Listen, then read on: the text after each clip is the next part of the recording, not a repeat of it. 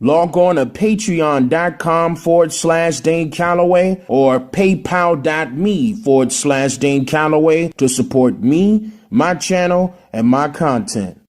Any amount is very much appreciated, and I humbly thank you.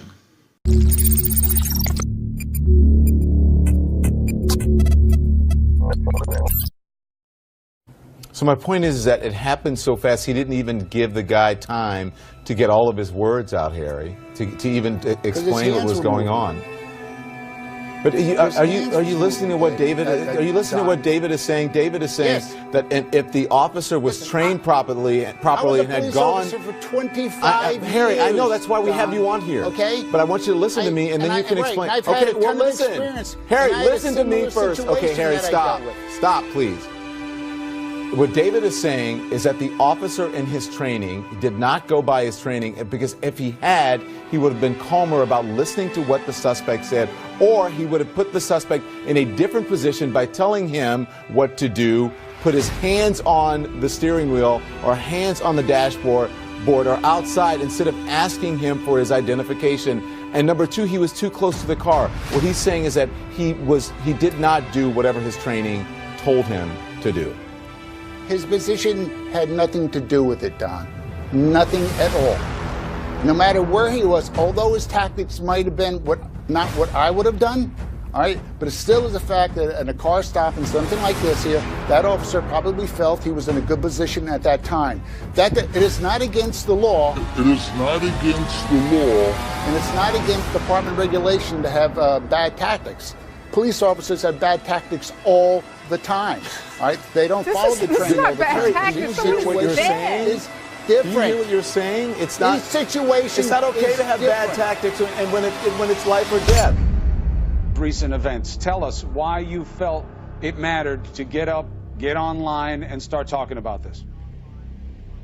Well, I don't think that these events are recent. I've watched them in Los Angeles, whether it be Ron Settles or Eula Love or Rodney King being brutalized on video.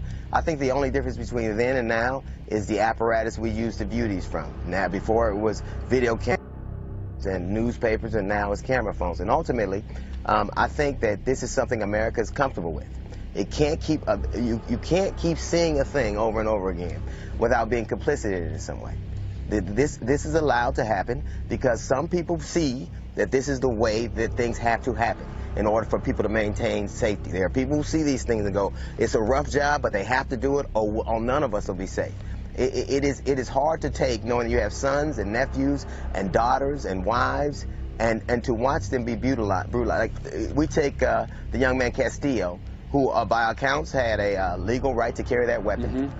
He was pulled over by the police. He submitted to police authority. He was going to give them ID, and he was shot. Now, the interesting thing is, if he in fact did have the right to carry that weapon, where is the NRA? Where are the Second Amendment proponents? Where are the people who say who should be angry right now? Because it's interesting that if people were looking for his criminal record, they'd have found that right away.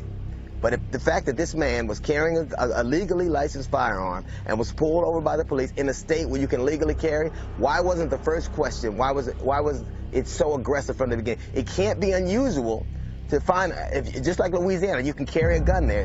In Minnesota, you can carry a gun there. So finding people with guns, police officers finding people with guns, can't be that unusual. Why is it handled one way for a man of color and then another way for other people? It's mind-blowing. But still, according to the law, the jury had to make a decision, and that decision is, do you think this policeman was justified in thinking that his life was in danger? And their opinion, having watched that video, having listened to that exchange, they still said, yes, I can see why that cop was afraid. But why? Let's be honest, just why? Why would you say he was afraid? Was it because Philando Castillo was being polite? Was it because he was following the officer's instructions? Was it because he was in the car with his family? Or was it because Philando Castillo was black? I'm going to be going over this topic up above and more information to definitely tell you guys exactly how this is going down, exactly why it's taking place, exactly the reasons why, okay, and what we need to do in order for this to all stop. In order for this to happen, you have to totally understand the history of how it all began.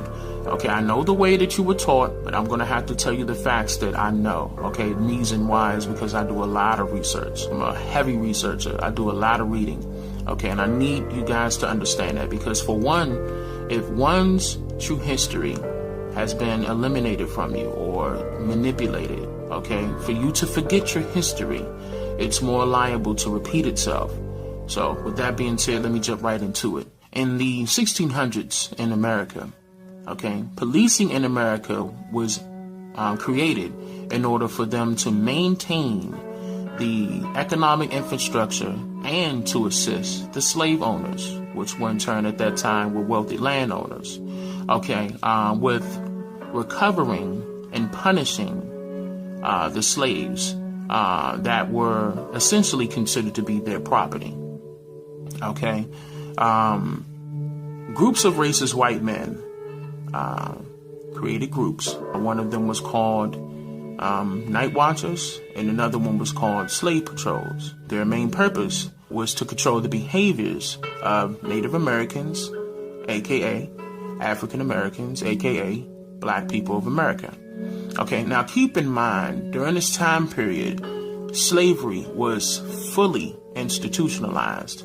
In 1790, legal orders were put in place, both in state and national divisions of the government. Okay, legal orders were put in. As a matter of fact, in Virginia, for example, there were over 130 slave statutes that were established between 1689 and 1898, where, you know, of course, they were given their own rules. They were making up their own rules at this time. Everything was in rogue. Listen to me closely. In order for that to happen, you know, I mean, they had to do it on their own. They didn't get anybody to tell them, hey, you need to do it this way, you need to do it that way. Everybody was, all states was, all man for themselves. It was a free-for-all. Basically, it was dealing with the abuse of the copper people. Oh my goodness, there was so much going on at that time. Okay, and keep in mind, it was dealing with these groups, okay, that happened to turn into our modern day police departments. I'm talking about these slave patrols and the night watchers, like I told you. Yes, they are our modern day police departments, okay? Places like New York, New Jersey, Maine, Connecticut, stuff like that, all had their own laws that they created in order to criminalize and detain and, reprimand, whatever it is that they wanted to do, or like I said, retain the slaves that were running away, or, people that got in trouble. They wanted to create their own goddamn rules. Like, we were forced to believe that it only happened in the South. That's a big lie. That's a huge lie. All this happened all over the nation. Also in the 1790s, Congress passed fugitive laws for fugitive slaves that ran away, of course, so they could, have the rights to get them back, and, with them having ownership of us, being slaves at that time. So the legacy of slavery and racism didn't stop after the Civil War. Not at all. It didn't stop at all. Actually, it continued, and it rose. It got worse in the 1800s. During the 1800s, groups like the lynch mob was established. Lynch mob, self-explanatory. They were lynching or hanging Black people that they felt as though needed to be hung. And especially during that time period of Nat Turner, when he created the rebellion groups. He created a rebellion group that went against these type of people, like the lynch mobs, because they were not trying to go, like that at all. That wasn't hands down. May he rest in peace. Salute to you, Nat Turner. Thank you so much.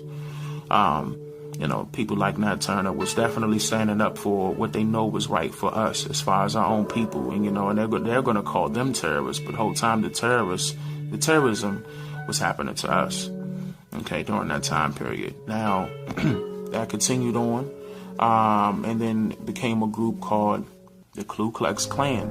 Now, the Ku Klux Klan was doing the exact same thing the lynch mob was doing. Now, keep in mind, also during this time period, Congress had passed a law in order for them to continue this on. They had rights to enslave people of color, copper-colored people, and to beat them, abuse them, for no in particular reason, kill them, lynch them. You know, this was going on for the whole entire time period. This was like, it's a touchy topic. It's a touchy topic to me, because I get upset when I talk about this topic, and that's the reason why, you know, I'm going through what I'm going through right now. I mean, usually I'm very, very, very, very, very in tune with topics like this, and I'm going on, and I'll tell you all this information, but it's very touching because of the fact that these were our ancestors, okay? And it's pissing me off that we, you know, that we went through this, and I'm gonna continue to go. Just give me a second. It's just, you know, when it happened, when it started rising in the 1800s, yes, Nat Turner had the rebellious group, and he killed about like almost 60 white men. You know what I mean? And they shut him down. They killed him, chopped his body up. If you don't know about the story of Nat Turner, you need to. Yeah, so let me I'll jump back. Let me jump forward. Yeah, and Ku Klux Klan was established in the 1860s. Just so happened to be like 11 years later is when the Congress passed the Ku Klux Klan Act in 1871, trying to eliminate the acts of the Ku Klux Klan members. But of course, they knew for a fact that the Ku Klux Klan members had already spread it at that time from just their own membership. They went into law enforcement. They went into the military. They went into the government. They were politicians. They were mayors. They were, you know what I mean? It was just so much going on at the time that there's no way Congress was going to be able to just throw an act out there or pass a law that everything was going to stop. And it didn't. Everything essentially persisted well into the 1960s. In the 1960s, us as black people, we tried to get together and try to get this thing, you know, to stop. You know what I mean? Stop the harassment of black people, stop the abuse of black people, stop the murder of black people. They passed this law called the Civil Rights Act of in 1964 to do that, okay? What I just mentioned, and that didn't work. I mean, that, you know, raised some hairs of some people, and that was it, you know what I mean? And that was passed and looked over, okay? The whole main purpose of the reason why I'm stating all of this to you guys is because, listen to me closely, all of these rules were established inside of the U.S. Constitution, meaning that we were rationalized as subhuman. Okay, in the U.S. Constitution, it states that, you know, we are considered aliens. We are 3/5 of a human being, okay, and we don't deserve any rights. Okay, and the reason why I'm stating this right now, guys, is because that's still happening right now. The U.S. Constitution granted rights to only white people. The main reason why these police officers are doing what they're doing when they're saying they're protecting and serving, they're protecting the white people and serving the white people only. They were protecting, who were they protecting them from? They were protecting them from us. That's what that was about. They were trying to keep away the Native Americans from wherever they were staying. I'm talking about as far as the white people is concerned. See, and that's the whole thing that my people don't understand. You guys have to understand that this thing is still going on. They did not change our law in the Constitution where it states that black people or African American people, Native American people, Indians, whatever you want to call yourselves, rights. They did not grant us any rights. And the reason why the killings are still going on is because they can. It's law. They can kill us. They can kill us for any reason. That's why they're getting off light. Okay, that's why they're getting off, period. That's why they're not being thrown in jail for many years and, you know what I mean, or getting lynched themselves or electrocuted. Nothing. No type of, you know what I mean? It's just not happening. It's just not happening. Why? Because it's in the Constitution. They have rights to do what they are doing. These police departments literally came from slave patrols and, like I told you, the night watches. They converted to department after department after department after department. Actually, they started in 1886. The real police department started in 1886. So just imagine the years, okay, that they were doing all of this, and then they established a police department and still doing the same thing to black people. Their whole main thing is to harass black people, kill black people, protect white people. It's the same thing. I mean, you know, people are going to call me crazy or I'm delusional or they hide with black people now. What you guys say, but them black people can't do nothing. Them black police officers, they better act just like them white police officers or they're going to get fired, 1. 2, they might get killed. I mean, we've seen that multiple times where the black man got killed by a white police officer and he was a black cop and identified himself. And they still killed him. They don't care. Okay? Now, this is what we have to understand. In order to fix the future, we got to know the history. Okay, now that I gave you the history, the things that we could do to fix it is to seriously demand a change. Because if it doesn't change, we have to threaten a change. Listen to me closely. It's not going to work unless we change it for the better good for ourselves. It's just not going to change. Hands down. That's how it's designed. Okay, and I have to wake you guys up on that. I have to. This is never going to stop unless we make it stop. I think we've had this conversation far too many times, and after a while you have to understand that something needs to be. Faith without works is dead. So people can have these conversations all day long. People are dying, and if we're comfortable with it, that is our moral failing and it's who we are. But nevertheless, it never seems to fail us. The system continues to fail black people, and they will continue to fail you all. Like I said, because this happened with Orlando, when they get done with us, they're coming from you, for you, and all your interracial children. Y'all are next, and you'll be standing up here fighting for justice just as well as I am. Fighting for justice just as well as I am. Fighting for justice just as well as I am. I'm just here to make you think.